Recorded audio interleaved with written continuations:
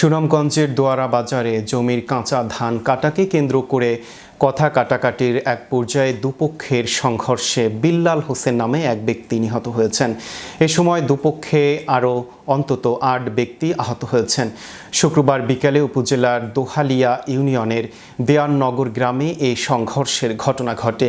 এই ঘটনায় গুরুতর জখমী বিল্লাল হোসেন গতরাতে Sylhet MG Osmani medical college হাসপাতালে চিকিৎসাধীন অবস্থায় মৃত্যুবরণ করেন।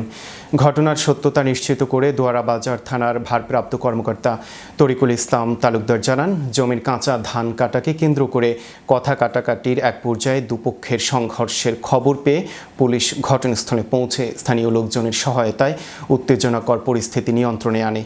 পুলিশ পৌঁছানোর পূর্বেই সংঘর্ষের ঘটনায় উভয় পক্ষের ৮ থেকে ১০ ব্যক্তি আহত হন। পরবর্তীতে জখমীদের চিকিৎসার জন্য Sylhet MG Osmani medical college হাসপাতালে প্রেরণ করা হলে বিল্লাল হোসেন নামে এক ব্যক্তি চিকিৎসাধীন অবস্থায় মৃত্যুবরণ করেন।